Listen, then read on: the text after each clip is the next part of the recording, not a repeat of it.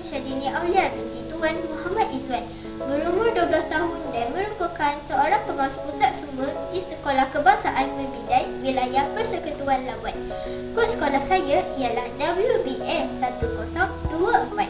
Hobi saya ialah membaca buku cerita berbentuk fiksyen, manakala cita-cita saya ialah menjadi seorang pelukis komik antarabangsa.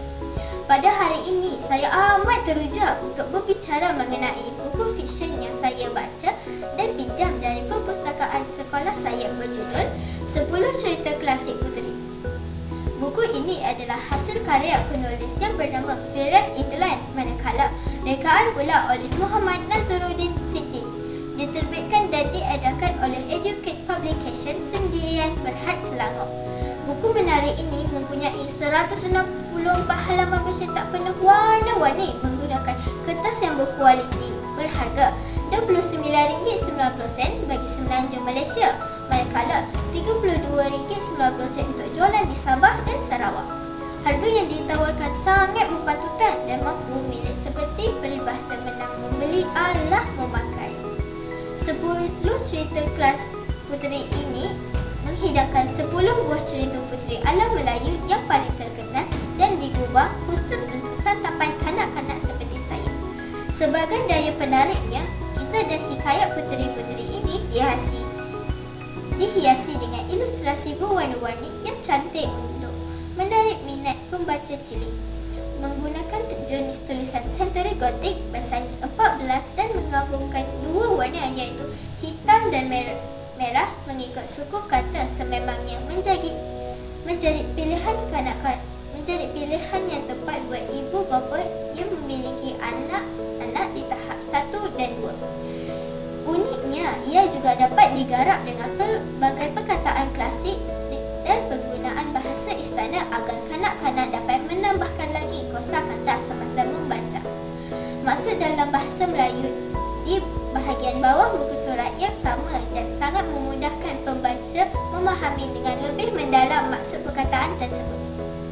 Tujuan utama penerbitan buku ini adalah untuk memperkenalkan sekaligus menonjolkan semua keasyikan legenda puteri Melayu yang semakin tenggelam dan dilupakan dek zaman. Semoga inisiatif murni ini dapat menyumbangkan kepada pengkaryaan bahan bacaan dan terus mengekalkan kekayaan warisan budaya kita.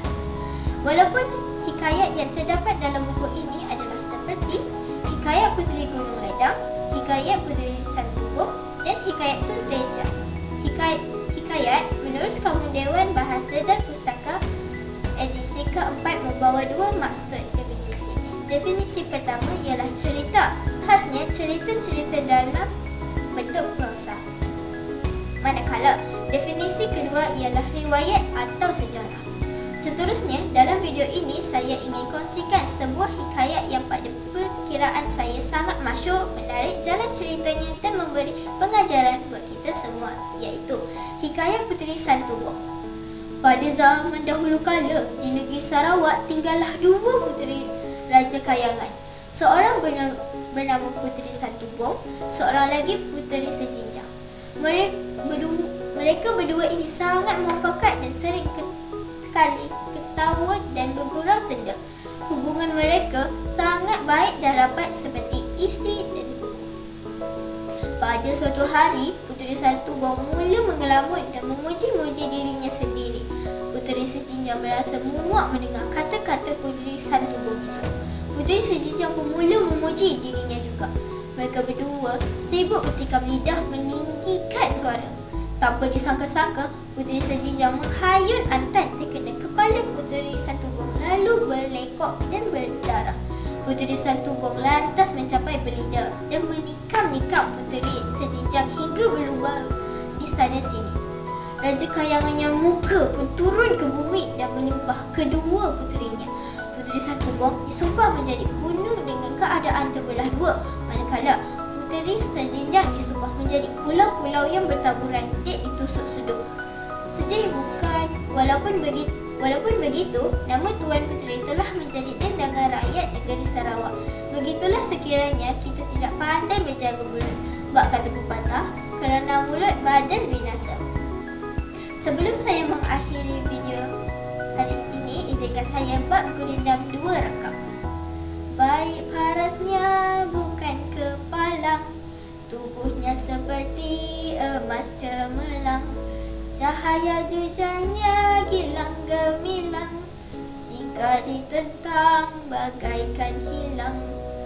Lemah lembut manis berseri-seri, majlisnya tidak lagi terperi.